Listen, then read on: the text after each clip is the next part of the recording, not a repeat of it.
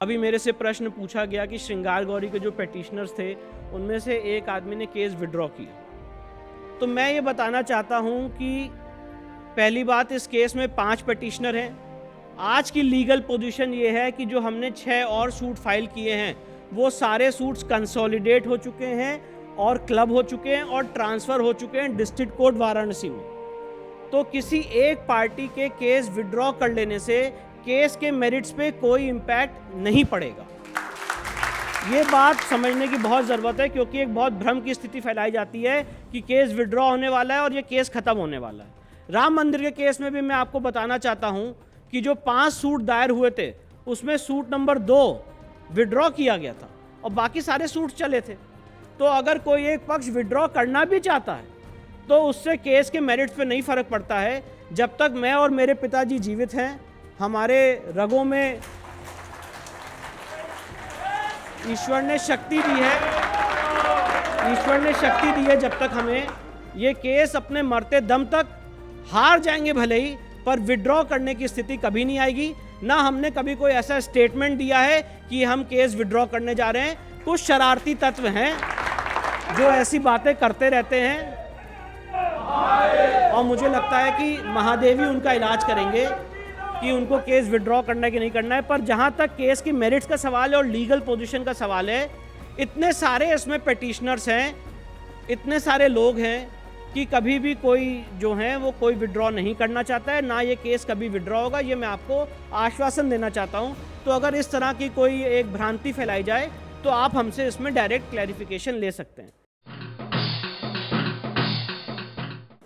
करवीर अर्थात कोल्हापुर श्री महालक्ष्मी देवस्थान महाराष्ट्र में जो 3.5 शक्तिपीठ है उसमें से जागृत देवस्थान जो कोल्हापुर में है। हाल में ही कोल्हापुर देवस्थान में जो श्री महालक्ष्मी देवी की मूर्ति है वो विद्रूप होने की वार्ता मार्च 2023 में प्रसिद्ध माध्यमों से झलकी थी। तब मूर्ति की अवहेलना रोकने के हेतु हम क्या उपाय कर सकते हैं, इस संदर्भ में हम कोल्हापुर में गए थे। जो सूत्र ध्यान में आए वो सूत्र आप सभी के सामने प्रस्तुत करता हूं। इन द ईयर ऑफ 1955 में मूर्ति की जर्जर अवस्था देखकर पूरी पीठ के तत्कालीन शंकराचार्य योगेश्वरानंद तीर्थ ने पहल की और मूर्ति के ऊपर शास्त्रीय वज्रलेपन किया। मूर्ति की आयु में यानी मूर्ति की जीवन काल में यदि वज्रलेपन किया जाता है तो 1 या 2 बार ही वज्रलेपन किया जाता है। एक बार मूर्ति पर वज्रलेपन करने से मूर्ति की आयु 100 साल तक होती है। लेकिन गत 68 वर्षों में महालक्ष्मी देवी की मूर्ति के ऊपर बार बार वज्रलेपन अर्थात अशास्त्रीय रासायनिक संवर्धन की प्रक्रिया की गई है। रासायनिक संवर्धन यानी जहां पे मूर्ति भंग होती है वहां पे रासायनिक लेपन किया जाता है।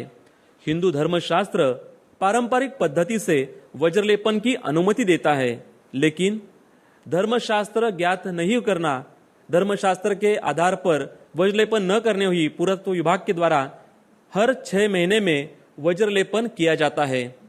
वज्रलेपन करना यानी किसी शरीर के ऊपर सर्जरी यानी शल्य कर्म करने जैसा ही अत्याचार मूर्ति के ऊपर हो रहा है। आंध्र प्रदेश और तमिलनाडु, तेलंगाना सभी प्रांत, दक्षिण प्रांत में सारा शिक्षा व्यवस्था कम्युनिस्ट के हाथ में, संगठन भी कम्युनिस्ट के हाथ में। डीटीएफ नामक एक नक्सलवादी संस्था टीचर्स का संगठन काम कर रहे हैं। डीटीएफ डेमोक्रेटिक टीचर्स फ्रंट, इसमें डेमोक्रेसी है परंतु वो डेमोक्रेटिक नहीं है। 100% एंटी इंडिया, एंटी नक्सलिज्म की व्यवस्था पर चलते हैं। हमारे शिक्षा व्यवस्था में सारी उपाध्याय, शिक्षक सबको ये नक्सलवादी कम्युनिस्ट लोग का मानसिकता पैदा हुआ है। इसलिए हमारा भारत के बारे में कभी नहीं सोचते। जब गालवान में कोई आक्रमण होते हैं, इधर क्या होते हैं ना, उसके विरोध में व्यास निकलते। चाइना के आक्रमण के खिलाफ कोई काम नहीं करना है।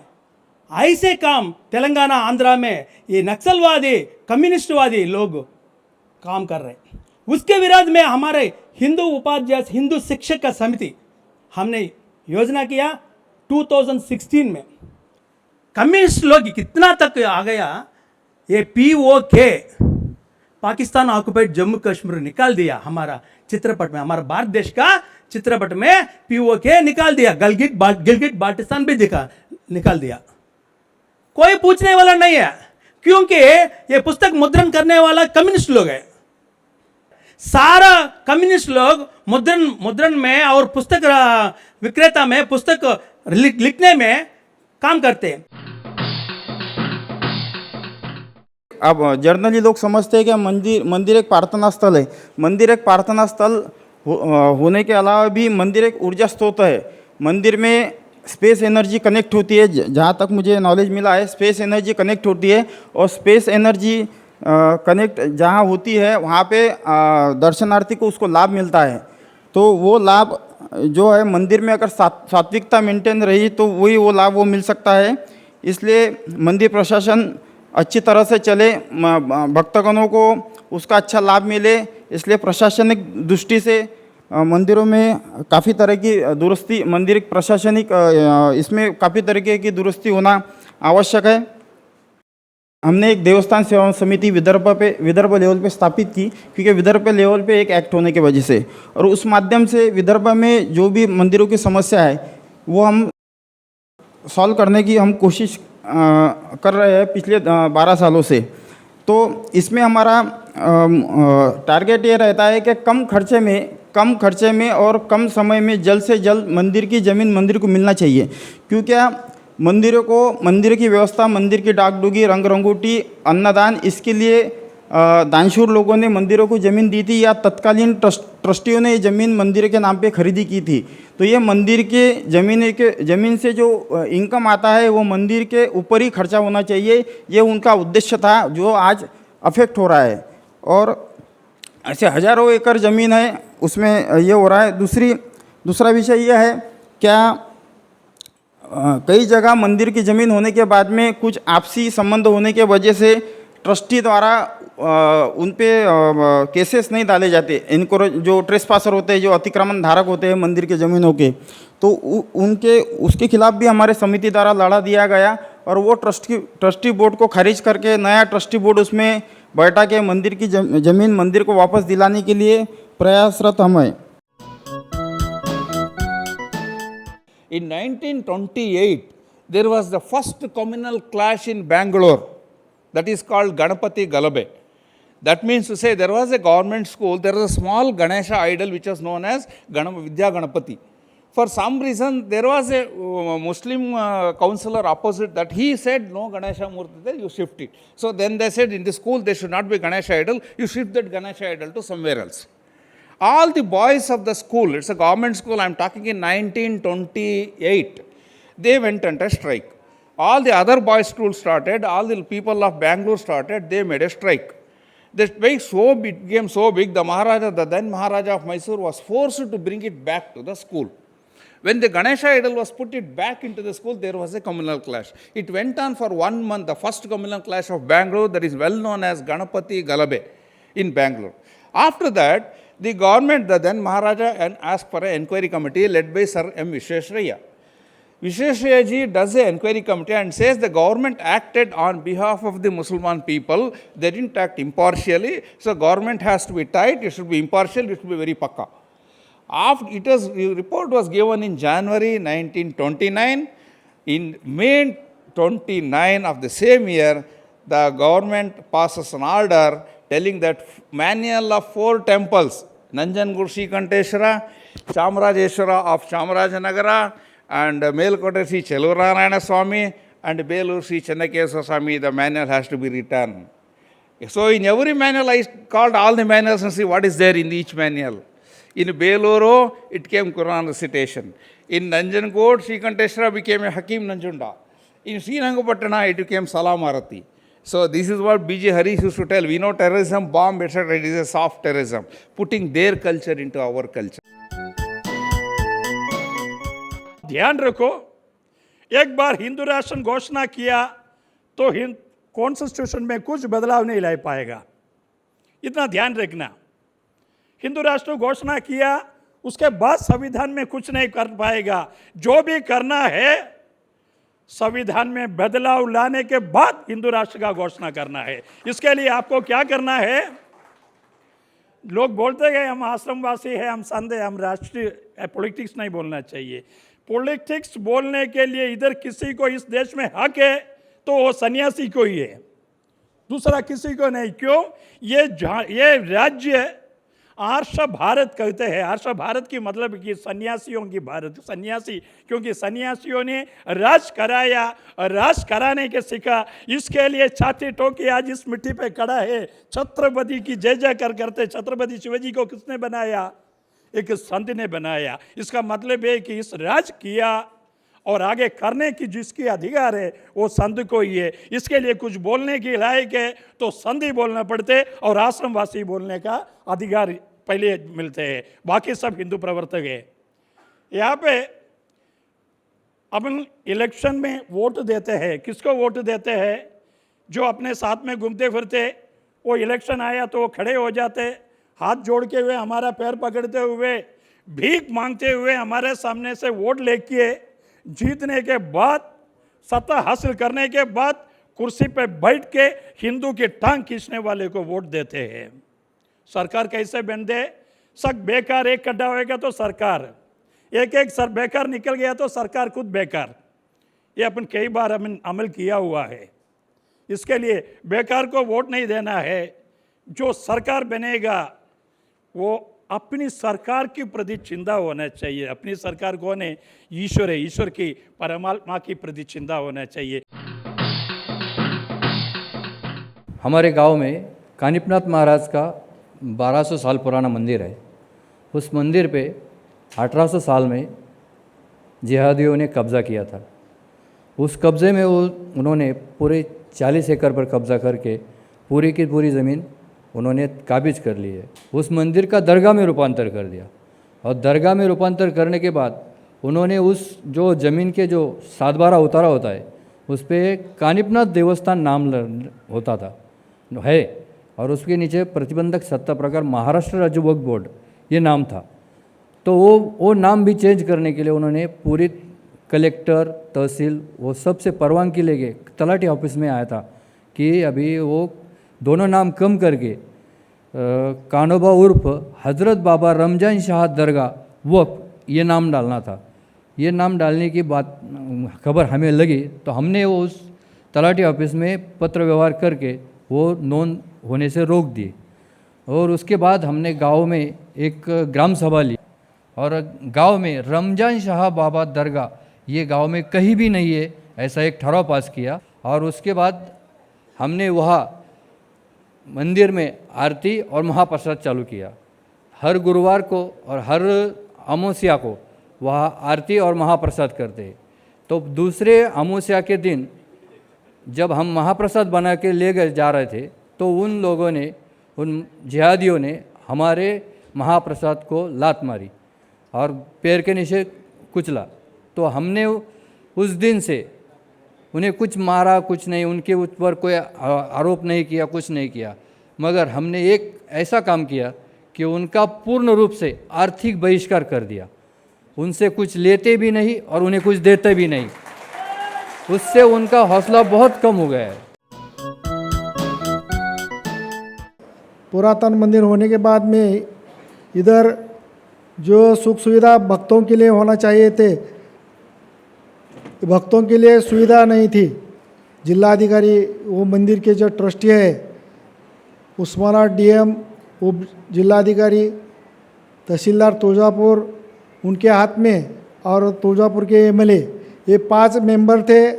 और ये 5 मेंबर से बहुत भ्रष्टाचार चल रहा था। 2010 में तुळजा भवानी की मूर्ति की जीज हो रही है ऐसा सरकार से बहाना बनाया और अभिषेक बंद करने का निर्णय लिया। और मंदिर में आज भी भ्रष्टाचार चल रहा है, कोई कार्रवाई सरकार से तरफ से नहीं हो रही है। ये खेदजनक बात है। आज मैं मंदिर में पुरातन सोना जो दान पेटी में मिला वो 206 किलो सोना है, 4000 किलो चांदी है। और पहले उत्पन्न 10 कोटी था, 240 कोटी का हो गया। और इसका 10 पट उत्पन्न मंदिर का बढ़ाया और आज भी मेरा लड़ा चालू है। सिंहासन दान मिट्टी में जो ठेकेदार पद्धति थी उसके खिलाफ आवाज़ उठाया। आपका सबका आशीर्वाद मुझे मिलना चाहिए। मैं इसके बाद भी लड़ता रहूँगा। मैं उसको जेल भेज देने के लिए मैं कुछ भी करने को सुप्रीम कोर्ट तक जाने का मेरी तैयारी है। वर्तमान की बात करके थोड़ा सा मैं आपको एक पृष्ठभूमि देना चाहता हूं कि जब हम जेनोसाइड की बात करते हैं और हम जेनोसाइड को मानने की मान्यता के ऊपर जोर देना चाहते हैं तो इसका मतलब क्या होता है और इसकी क्यों ज़रूरत है। ये ज़रूरत सिर्फ कश्मीरी हिंदू समाज के पुनर्वसन की बात नहीं है, ये उस रेप्लिकेट डुप्लीकेट होते हुए कश्मीर की बात है जो आज पूरे देश में प्रांत प्रांत में जहां भी हिंदू माइनॉरिटी में है और जिस तरह की भी बात और जिस तरह का कश्मीर पैटर्न वो फेस कर रहा है, वो भुगत रहा है, वहां पर कश्मीर में की तरह होता हुआ जिहाद ही उसको बाहर खदेड़ रहा है। कुछ हमें मालूम है जो सामने आता है और कुछ शायद हमें नहीं मालूम। मेरे निगरानी में या मेरे समझ में आज भारत में 60 से ज़्यादा छोटे कश्मीर पनप रहे हैं। जितने भी छोटी छोटी जगहें हैं जहां पर जिहादी इस्लाम सर खड़ा करके खड़ा होता है, उसका एक ही कारण है कि यहां से इस जगह को हिंदू मुक्त करो। कश्मीर आज की परिस्थिति में ऑलरेडी हिंदू मुक्त प्रदेश है और वहां पर जिस तरह की डेवलपमेंट आज हो रही है वो डिनायल ऑफ जेनोसाइड, नरसंहार को नकारने की परिस्थिति के पूरे लक्षण और उसको वहाँ की एक खास समाज को बढ़ावा देने और उनको इस भ्रम में रहना कि शायद ये कल मेन स्ट्रीम इंडिया के साथ आएंगे। मैं मुस्लिम समाज की बात कर रहा हूँ, मैं उस जिहादी सोच की बात कर रहा हूँ, मैं उस इस्लामिस्ट फोर्सेस की बात कर रहा हूँ जो 99% कश्मीर के अंदर है। अगर किसी को लगे कि शायद ये 2 या 3% ही ऐसे लोग हैं, मैं 99% कश्मीर के ऊपर बड़े दावे के साथ ये बात कहता हूँ। वहाँ का 99% कश्मीर का वासी जिहादी सोच और सेपरेटिस्ट सोच और इस्लामीकरण और कश्मीर को इस्लामीकरण करके भारत को गज़वाए हिंद की तरफ खदेड़ने की बात करता है, मानता है और आज खुले रूप से कहता है। भारत का संविधान का ढांचा कभी भी सेकुलर नहीं था। आपने देखा होगा कि आर्टिकल 25 टू 28 ये चारों आर्टिकल आप अनुच्छेद पढ़ेंगे तो ये सेकुलरिज्म के बेसिक्स कहा जाते हैं, संविधान सेकुलरिज्म का मूल भाव बताए जाते हैं। लेकिन जब आर्टिकल 29 और 30 पढ़ते हैं आप तो वो अगेंस्ट ऑफ सेकुलरिज्म है, क्योंकि वो अल्पसंख्यकों के लिए निश्चित किए गए हैं। तो जहाँ समभाव तो दोनों में नहीं है, सेकुलरिज्म यदि 25 से 28 हम मान ले तो 19 और 30 तो बायस्ड है। तो इसी दृष्टिकोण से हमने ये समझना चाहिए कि फैब्रिक कभी भी सेकुलरिज्म नहीं था। और आगे जाके मैं बताना चाहूँगा आर्टिकल 28 और 30 की जब हम बात करते हैं तो आर्टिकल 28 में स्पष्ट रूप में कहा गया है कि भारत के किसी भी शिक्षा संस्थान में आप धर्म से संबंधित पढ़ाई पढ़ा नहीं सकते हैं, और यदि वो पढ़ाई जाती है तो उसकी एजुकेशनल मान्यता इमीडिएट निरस्त की जाएगी। इसलिए भारत के किसी भी शिक्षा संस्थान में रामायण, रामचरितमानस, गीता, महाभारत ये पढ़ाया नहीं जाता है। लेकिन उसी समय आर्टिकल 30 है जो माइनॉरिटीज़ के लिए बनाया गया था, जिसमें बताया गया है कि जो भाषिक और धार्मिक अल्पसंख्यक समुदाय है वो अपने रिलीजियस एजुकेशनल इंस्टीट्यूट चला सकता है, संचालित कर सकता है, वहाँ अपना मजहबी एजुकेशन दे सकता है और आवश्यकता लगी तो सरकार उसको सब्सिडी देगी। यानी मदरसा हो सकता है, वहाँ कुरान और हदीस पढ़ाया जा सकता है और आवश्यकता लगी तो उसके अत्याधुनिकरण के लिए सरकार फंड भी देगी। होता क्या है कि इस प्रकार से भेदभाव होने के कारण हमारा बच्चा पहली कक्षा से जब पढ़ता है तो उसको धर्म का कोई ज्ञान नहीं होता है, और जब ग्रेजुएट बनता है तो वो नास्तिकतावादी बन जाता है।